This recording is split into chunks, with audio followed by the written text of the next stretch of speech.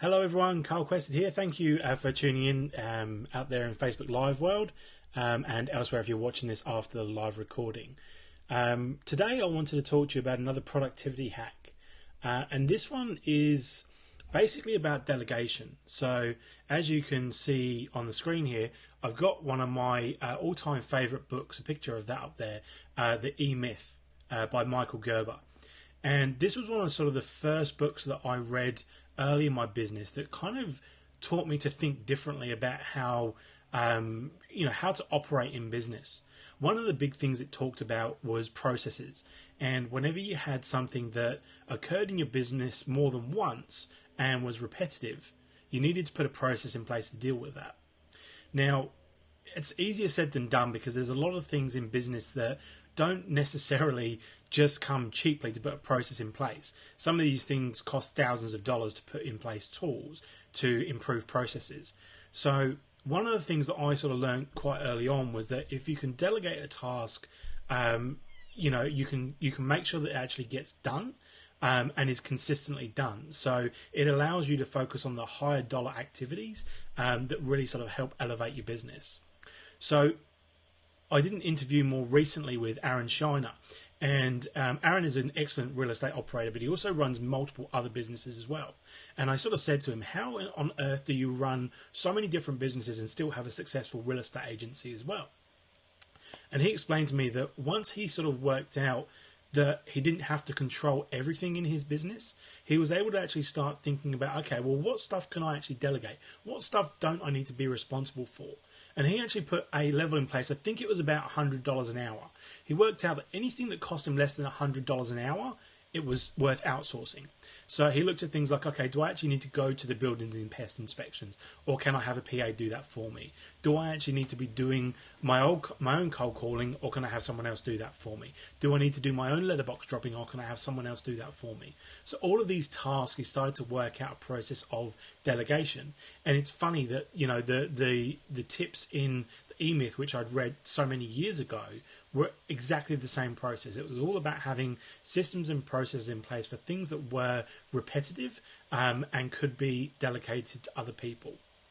Now, as I mentioned before, one of the things I find as a small business owner is we don't necessarily have tens of thousands of dollars sitting around to, go and build a new system or go and build a new app or API or platform in order to do a certain process for you.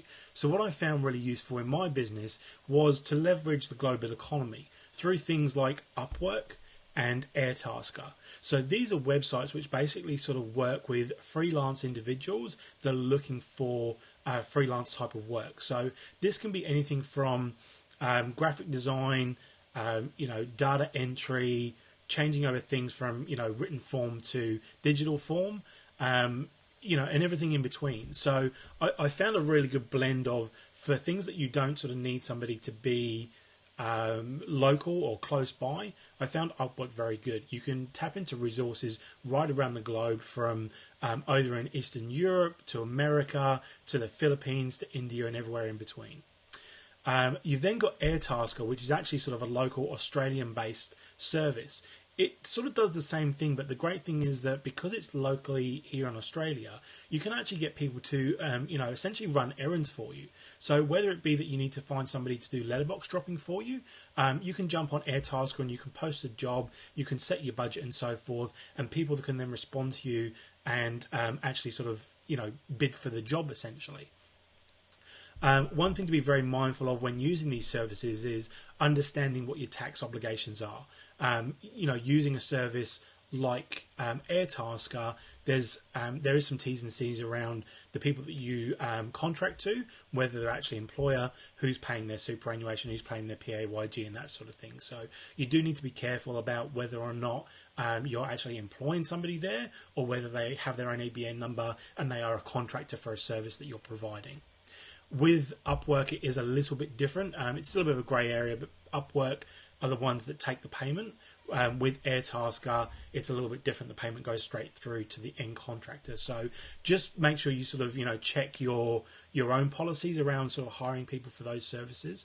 But I have used Upwork. I have a VA over in the Philippines that I've used for quite some time now, and I just get her to do those tasks that are repetitive, that are easy to explain, and that are time consuming.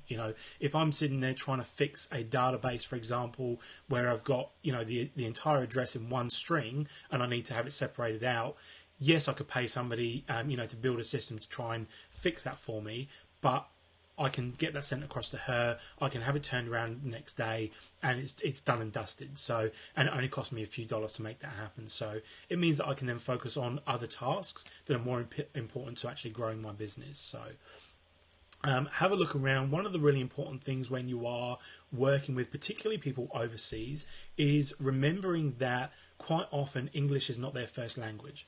So they're not going to be able to pick up a task that you've done for the last 7 years from a couple of lines of text and say, okay, go and execute this. What I found really good is one of the tools I mentioned in a previous video, I think I mentioned it in a previous video, was using a screen record tool. And what that allows you to do is you can record a video of yourself actually doing the process so that they have something to refer back to. The other thing you can also do is to check their understanding, get them to actually write the policy or the procedure for that particular task. Because when they then have to relay to you what it is you've told them and the information that you've provided them with, if they can actually relay that to you and actually spell that out in a document, one, you've then got a policy and procedure should that person ever leave or that you need to change it to being someone else. But two, it also sort of shows their level of understanding. Just bear in mind that their speed is not going to be the same as having somebody in your office. So you do need to be mindful that you are still sort of delegating a task to somebody in a different country that may not have the same level of internet connection, may not have the same level of English understanding. So just think about the task that you can delegate and the kind of person that you need that to be done to.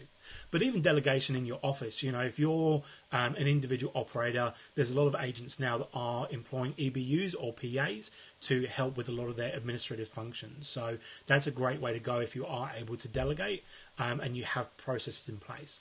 Really important that you don't just go out there and hire somebody and expect them to dovetail into your business without having any training, any systems or processes in place. So the better your systems and processes are, the easier it is to delegate tasks. So if you haven't read the Emyth Revisited, really recommend going and picking yourself up a copy. It's a fantastic book. It's one of the two that I always recommend, that and the 4-Hour Work Week.